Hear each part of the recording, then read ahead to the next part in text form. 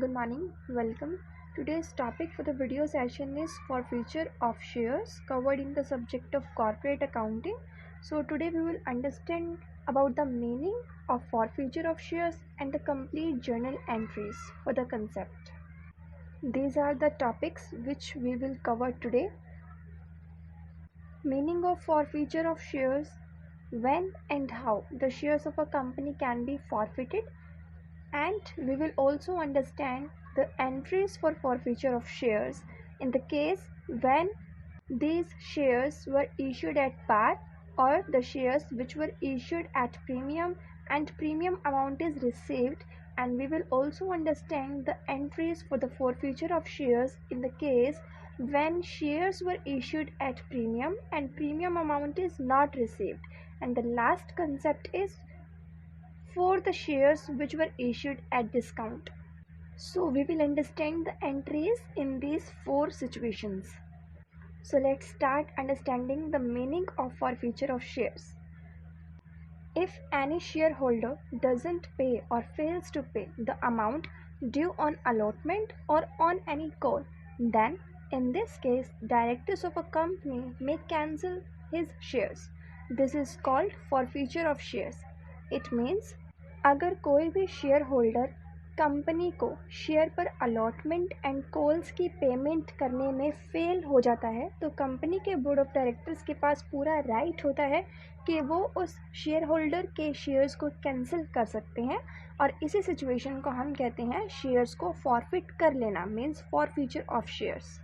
अगर ऐसी सिचुएशन में जब शेयर होल्डर अलॉटमेंट या किसी भी कॉल की पेमेंट करने में फेल हो जाते हैं और डायरेक्टर उस शेयर होल्डर के शेयर्स को फॉरफिट करना चाहते हैं, मीन्स कैंसिल करना चाहते हैं, so it is very important that it should be permitted by the article of association. AOA article of association में कंपनी के इंटरनल वर्किंग्स के रूल्स क्लियरली डिफाइन किए जाते हैं।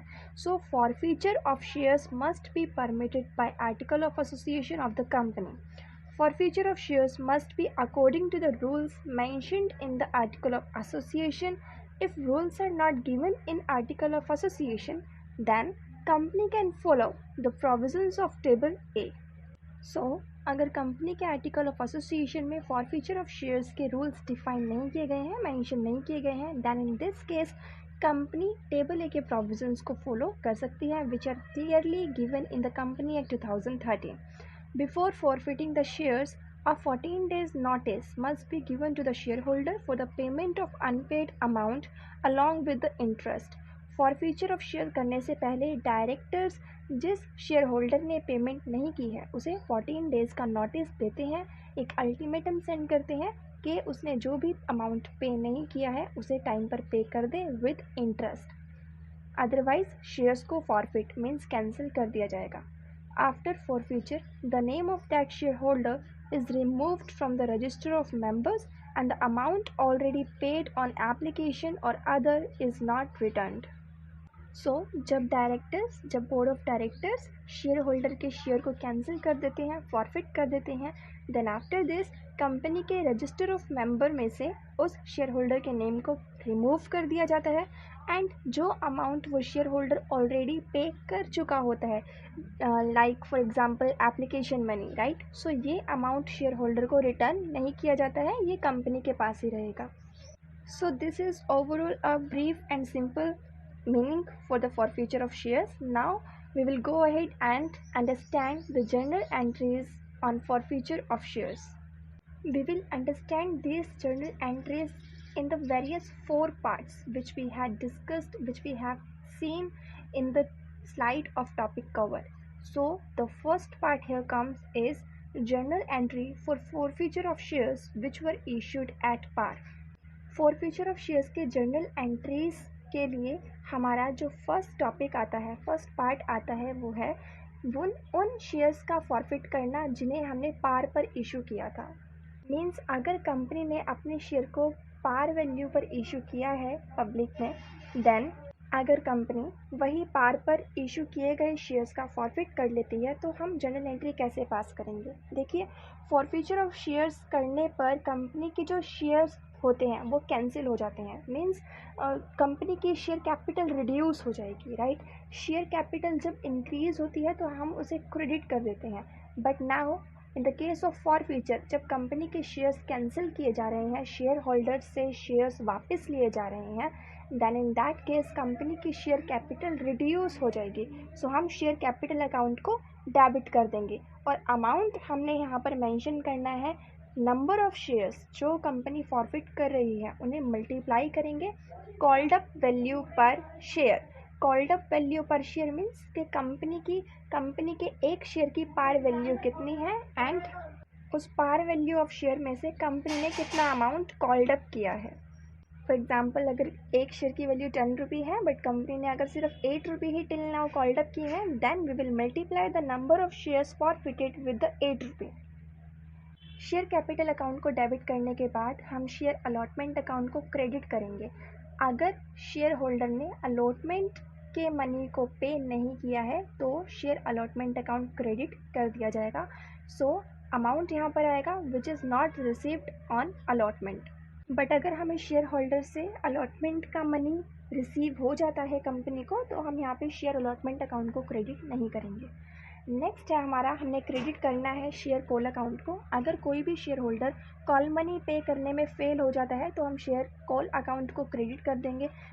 इस तरह से, जैसे अगर शेयर होल्डर ने फ़र्स्ट कॉल नहीं पे किया है तो हमारा क्रेडिट हो जाएगा to share first call account. अगर शेयर होल्डर ने फाइनल कॉल भी पे नहीं किया है तो हम क्रेडिट कर देंगे to share final call account को भी, और अमाउंट हमारा वही आएगा जो कॉल पर कंपनी ने मंगवाया है और शेयर होल्डर ने पे नहीं किया है। मीन्स अगर कंपनी को अलॉटमेंट मनी रिसीव नहीं होता है तो शेयर अलॉटमेंट अकाउंट भी क्रेडिट हो जाएगा। अगर कॉल भी पे नहीं किया है शेयर होल्डर ने तो शेयर कॉल अकाउंट भी क्रेडिट हो जाएगा। इसके बाद हम क्रेडिट करेंगे to share forfeiture account. Forfeiture account को क्रेडिट किया जाएगा। फॉरफीचर अकाउंट में हमने बैलेंस डालना है वो अमाउंट का जो शेयर होल्डर से ऑलरेडी रिसीव हो चुका है। फॉर एग्ज़ाम्पल, शेयर होल्डर अगर एप्लीकेशन के टाइम पर पे कर चुका है तो टू शेयर फॉरफीचर अकाउंट में एप्लीकेशन मनी चला जाएगा शेयर होल्डर का। सो ये कंप्लीट एंट्री हमारी बन जाती है forfeiture of shares which were issued at par पर इशू किए हुए शेयर्स के फॉरफीचर की एंट्री किस तरह से पास की जाती है। सो प्रैक्टिकल क्वेश्चन में आपके पास जितने भी केसेस आएंगे पार वैल्यू पर इशू किए हुए शेयर्स के फॉरफीचर के लिए, सो आपको इस तरह से उनके जर्नल एंट्रीज को रिकॉर्ड करना है। Let's also try to understand this point with the help of an example. Z was holding 200 shares of ₹10 each of ABC Limited, on which Z had paid ₹3 on application and ₹3 on allotment, but couldn't pay ₹2 on first call. Final call is not yet called upon by the company. Company's board of directors has decided to forfeit those 200 shares of Z past journal entries. So in this question हमें बताया हुआ है कि Z एक person है जिसके पास ABC company limited के 200 shares हैं। एक शेयर की वैल्यू 10 रुपी है। जेड ने कंपनी को 3 रुपी एप्लीकेशन मनी पे कर दिया है एंड 3 रुपी अलॉटमेंट मनी भी पे कर दिया है, बट जेड फर्स्ट कॉल के 2 रुपी पे नहीं कर पाया है। कंपनी ने फाइनल कॉल अभी तक नहीं मंगवाई है। कंपनी के बोर्ड ऑफ डायरेक्टर ने डिसाइड किया है कि जेड ने फर्स्ट कॉल की पेमेंट नहीं की है, इसलिए जेड के वो 200 शेयर्स फॉरफिट कर लिए जाएंगे, मींस कैंसिल कर दिए जाएंगे। सो ये हमारा क्वेश्चन है। अब इसके फॉरफीचर की जर्नल एंट्री हमने पास करनी है। तो जर्नल एंट्री जैसे हमने सीखी थी, in the same way we will pass share capital account debit to share first call account to share forfeiture account. देखिए शेयर को फॉरफिट किया जा रहा है, शेयर कैपिटल कंपनी की रिड्यूस हो रही है। So share capital account debit हो जाएगा नंबर ऑफ शेयर को कॉल्ड अप मनी से मल्टीप्लाई करके, राइट। एक शेयर 10 रुपी का था बट कंपनी ने फाइनल कॉल अभी तक नहीं मंगवाई है, इसका मतलब 10 रुपी में से कंपनी 8 रुपी मंगवा चुकी है। देखिए 3 + 3 + 2 8, राइट। सो जेड के नंबर ऑफ शेयर हैं 200 जो फॉरफिट किए जा रहे हैं, देन 200 × 8 रुपी कॉल्ड अप। अमाउंट हमारा आ गया है शेयर कैपिटल अकाउंट में 1600 से, ये डेबिट हो जाएगा। नेक्स्ट हमने पे क्रेडिट करना है उसे जो जेड ने पे नहीं किया है। जेड ने हमें अलॉटमेंट का मनी पे कर दिया है तो हम यहाँ पे अलॉटमेंट को क्रेडिट नहीं करेंगे।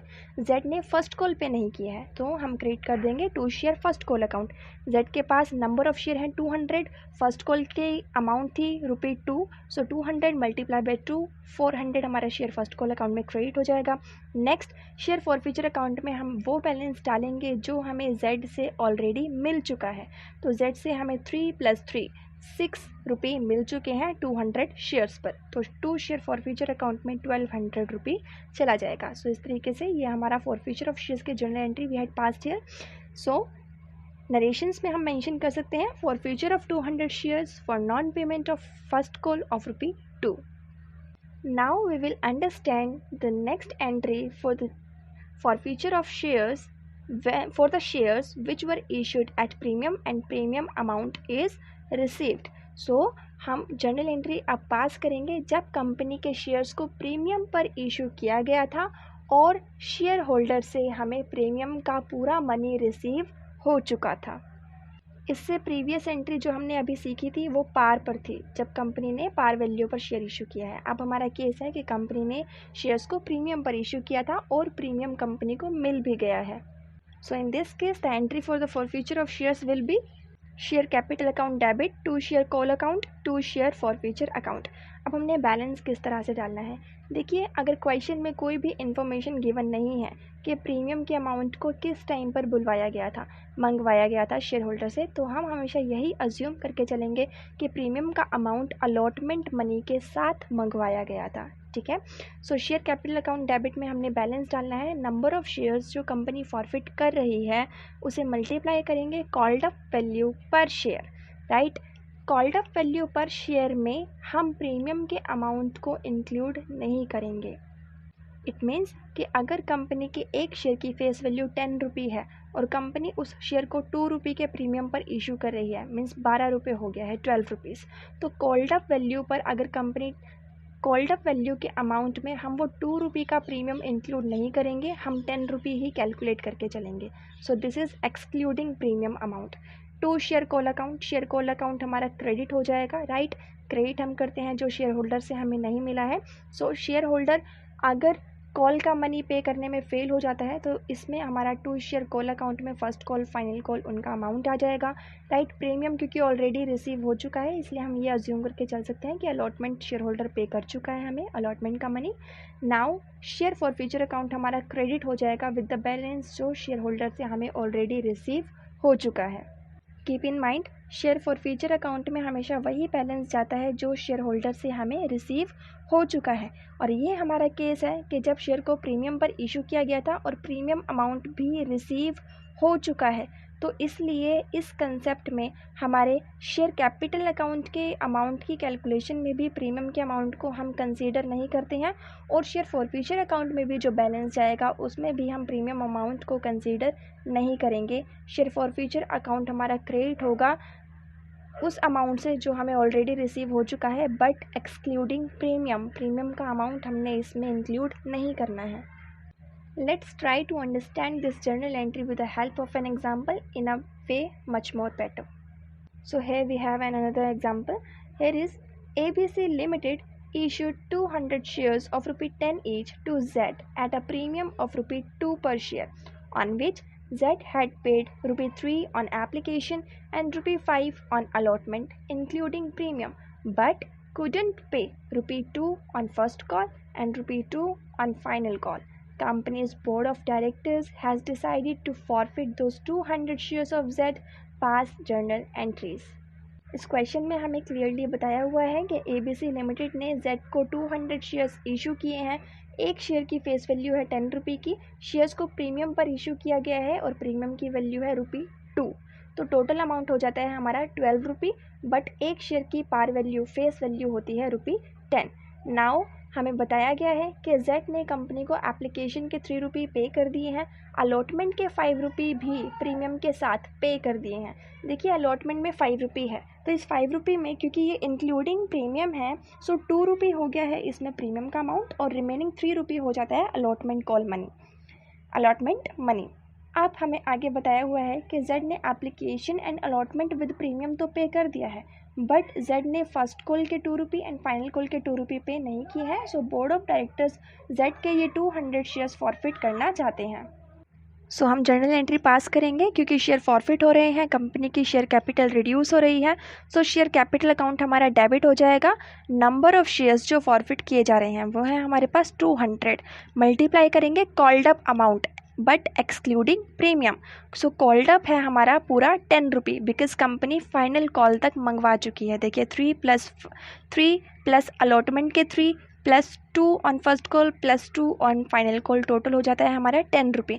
हम इस एंट्री में शेयर कैपिटल में प्रीमियम के अमाउंट को एक्सक्लूड करते हैं यानी हटा देते हैं। सो 200 मल्टीप्लाई बाय 10 रुपये हो जाएगा हमारा 2000। ये शेयर कैपिटल अकाउंट डेबिट हो गया है।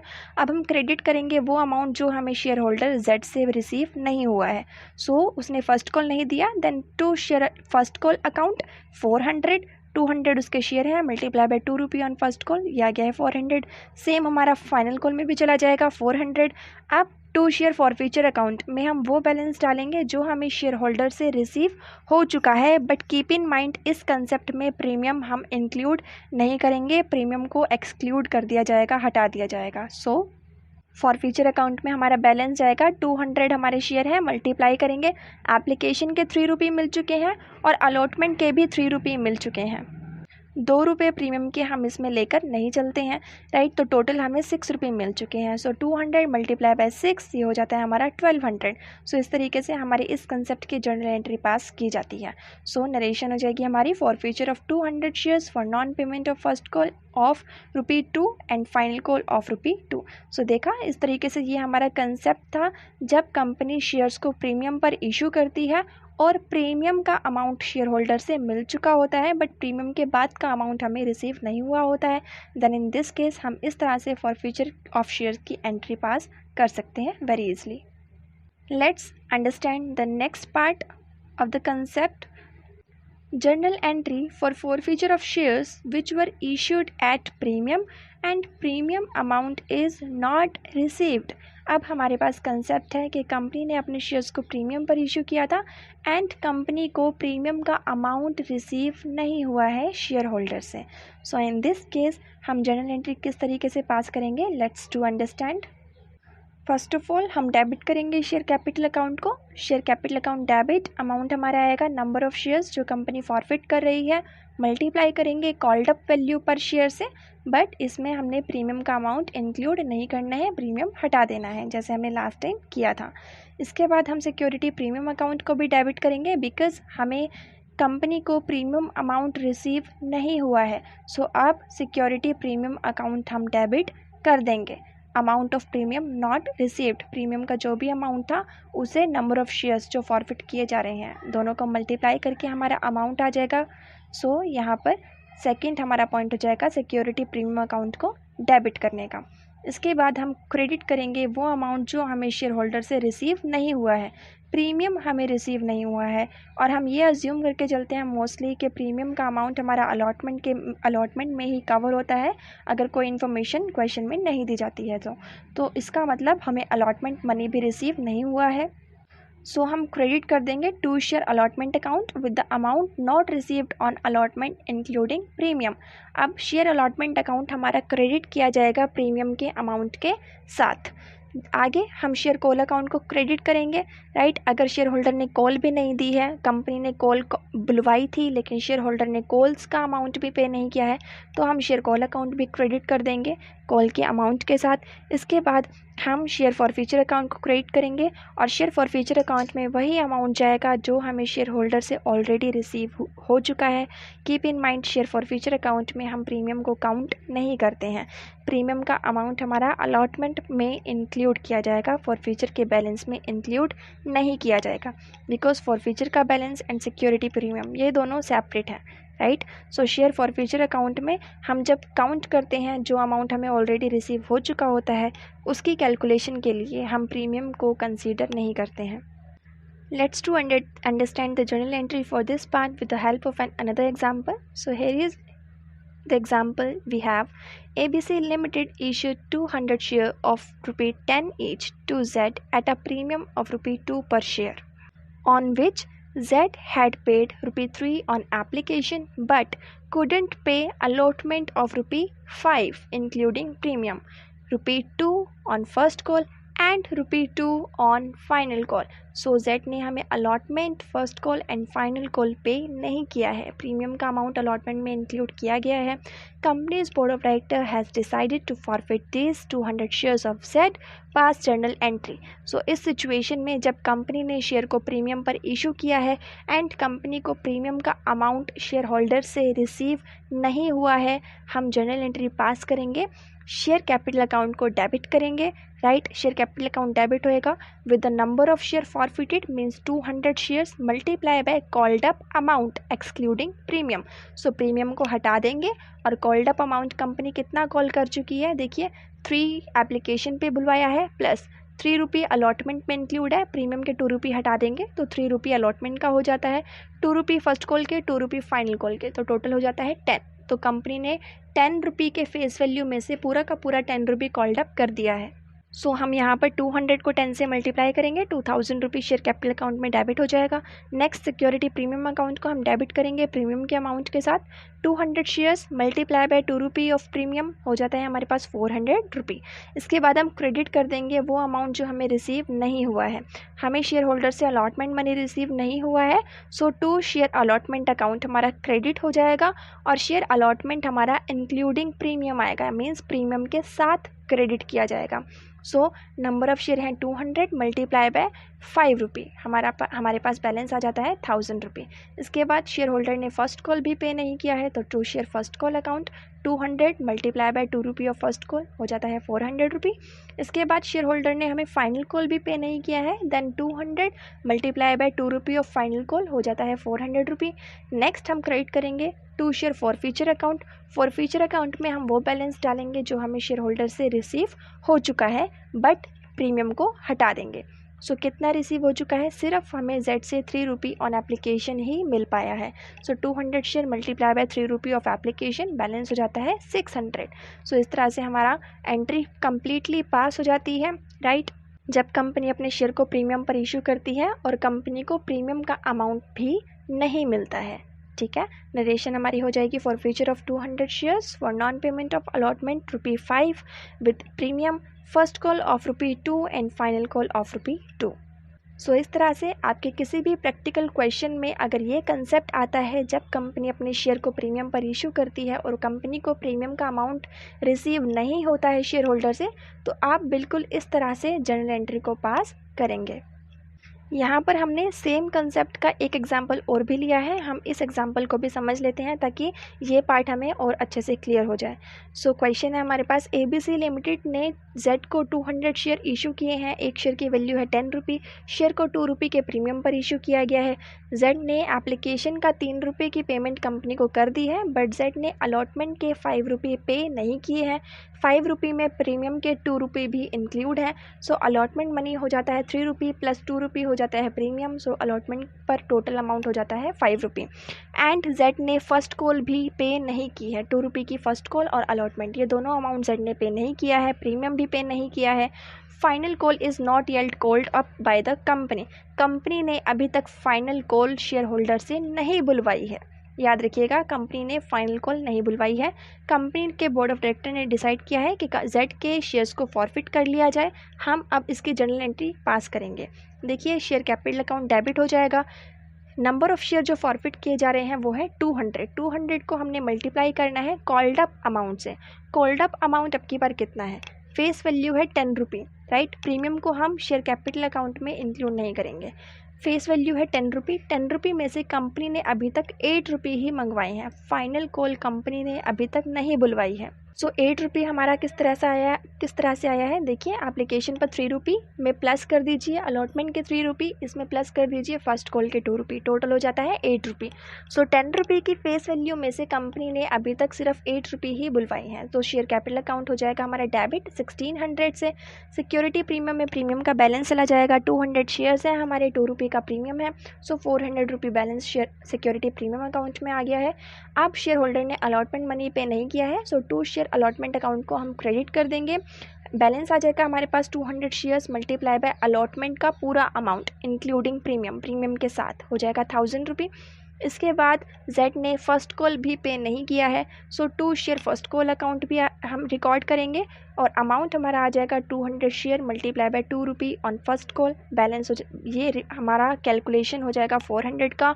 इसके बाद हम करेंगे क्रेडिट फॉर फ्यूचर अकाउंट को, 2 शेयर फॉर फ्यूचर अकाउंट में हमारे पास बैलेंस आएगा 200 शेयर और मल्टीप्लाई करेंगे हम जितना अमाउंट हमें रिसीव हो चुका है। जेड से हमें सिर्फ एप्लीकेशन के 3 रुपये ही रिसीव हुए हैं, सो 200 मल्टीप्लाई बाय 3 बैलेंस अमाउंट हमारा हो जाता है 600 का। सो इस तरह से हमारी जर्नल एंट्री हो जाती है जब शेयर को प्रीमियम पर इशू किया गया है और कंपनी को प्रीमियम अमाउंट रिसीव नहीं हुआ है। डिफरेंस हमारा सिर्फ ये था कि कंपनी ने पूरी की पूरी फेस वैल्यू में से कुछ अमाउंट अभी तक कॉल्ड अप नहीं किया है, सो हमारे पास इधर कॉल्ड अप अमाउंट जो है वो 8 रुपये हो गया था। नरेशन हमारी हो जाएगी for future of 200 shares for non payment of allotment of ₹5 and first call of ₹2। So with this हमारा ये पार्ट भी कंप्लीट हो जाता है। So now let's understand the last part for the journal entry for future of shares which were issued at discount. अब हम उन share के फ्यूचर के लिए जर्नल एंट्री पास करेंगे जिन शेयर को कंपनी ने डिस्काउंटेड वैल्यू पर इशू किया था। सो डिस्काउंटेड वैल्यू पर इशू किए गए शेयर की फ्यूचर की एंट्री हमारी इस तरह से पास होगी। शेयर कैपिटल अकाउंट डेबिट करेंगे, नंबर ऑफ़ शेयर जो फॉरफिट किए जा रहे हैं उन्हें मल्टीप्लाई करेंगे हम called up value per share से इंक्लूडिंग डिस्काउंट के अमाउंट के साथ, राइट। इसके बाद हम क्रेडिट करेंगे 2 शेयर डिस्काउंट अकाउंट को, डिस्काउंट अकाउंट हमारा क्रेडिट हो जाएगा डिस्काउंट के अमाउंट से। 2 शेयर अलॉटमेंट अकाउंट, हम अलॉटमेंट अकाउंट को क्रेडिट करेंगे अगर हमें शेयर होल्डर से अलॉटमेंट मनी रिसीव नहीं हुआ है तो। अगर हमें शेयर से कोई भी कॉल रिसीव नहीं हुई है, फर्स्ट कॉल या फाइनल कॉल, तो हम उसे भी क्रेडिट कर देंगे कॉल के अमाउंट के साथ। देन लास्ट में हम फॉर फ्यूचर अकाउंट को भी क्रेडिट कर देंगे उस अमाउंट के साथ जो हमें शेयर होल्डर से ऑलरेडी रिसीव हो चुका है। सो इस पार्ट के लिए भी हम एक एग्जांपल देख लेते हैं। एग्जांपल से ये पार्ट भी हमें बहुत अच्छे से क्लियर हो जाएगा। Let's take an example. Here is ABC Limited forfeited 200 shares of ₹10 each issued at a discount of 10% to Z, on which he had paid ₹3 on application and ₹2 on allotment, but had not paid first call of ₹2. Final call is not yet called up by the company. Company's board of directors decided to forfeit those 200 shares issued to Z. Pass necessary journal entries. Question में हमें clearly बताया हुआ है कि ABC limited company ने Z को 200 shares issue किए थे। ये 200 शेयर को फॉरफिट कर लिया गया है। पर शेयर की वैल्यू हमारी 10 रुपये थी, कंपनी ने 10% के डिस्काउंट पर इशू किया था। 10 रुपये पर शेयर की वैल्यू है, 10 रुपये का 10% हो जाता है 1 रुपये, राइट। सो कंपनी ने 9 रुपये पर इशू किया था। जेड जो कि ABC लिमिटेड का शेयर होल्डर है, राइट, इसने कंपनी को 3 रुपये एप्लीकेशन मनी पे कर दिया है, 2 रुपये अलॉटमेंट मनी भी पे कर दिया है, बट जेड ने फ़र्स्ट कॉल की पेमेंट कंपनी को नहीं की है और फर्स्ट कॉल का अमाउंट था हमारे पास ₹2। कंपनी ने अभी तक शेयर होल्डर से फाइनल कॉल कॉल्ड अप नहीं की है। सो जर्नल एंट्री हम पास करेंगे फॉर फ्यूचर के लिए। फर्स्ट ऑफ ऑल हमारा शेयर कैपिटल अकाउंट डेबिट हो जाएगा और अमाउंट हमने किस तरह से डालना है। See number of share forfeited है हमारे पास 200 शेयर्स, इसे हम मल्टीप्लाई करते हैं called up amount including discount. So first हम ये चेक करते हैं कि कंपनी ने कॉल्ड अप कितना किया है। देखिए 10 रुपये का शेयर है, राइट। 10 रुपये के शेयर को कंपनी ने 1 रुपये के डिस्काउंट पर इशू किया, यानी कि एक शेयर की वैल्यू 9 रुपये हो जाती है।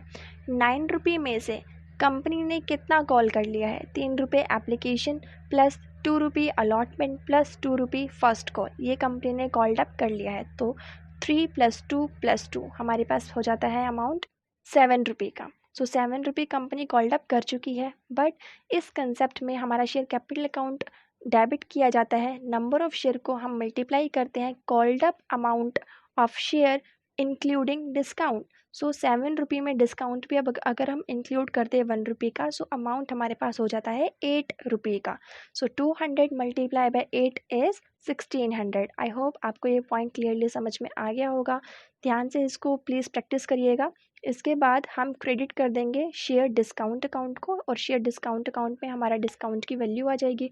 200 शेयर्स है, मल्टीप्लाई बाय डिस्काउंट का अमाउंट है ₹1। सो हमारे पास अमाउंट हो जाता है 200।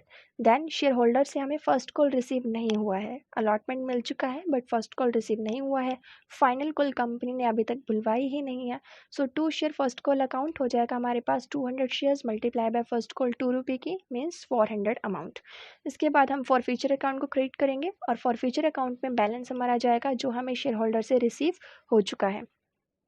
200 शेयर्स है एंड शेयर होल्डर से हमें एप्लीकेशन एंड अलॉटमेंट रिसीव हो चुका है, मीन्स 5 रुपये हमें मिल चुके हैं। सो फॉर फ्यूचर अकाउंट में बैलेंस चला जाता है 1000 रुपये का।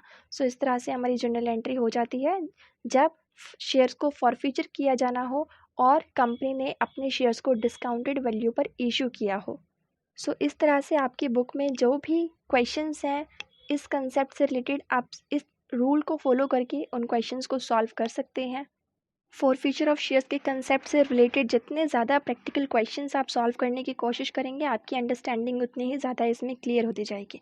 सो विद दिस, आज के वीडियो सेशन में जो हमने कवर किया है, जैसे हमने डिस्कस किया था, meaning of forfeiture of shares हमने कवर किया, when and how the shares of a company can be forfeited हमने डिस्कस किया, एंड हमने फॉर फ्यूचर ऑफ शेयर्स की एंट्रीज को समझा है डिफरेंट केसेस में, which were when the shares were issued at par, when the shares which were issued at premium and the premium amount is received, and हमने ये भी discuss किया entry for the forfeiture of shares which were issued at premium and the premium amount is not received, and हमने ये भी discuss किया entries for the issue of shares which were issued at discount. So with this, the topic for today has been done, has been covered. This was all for today. Keep practicing. Have a good day.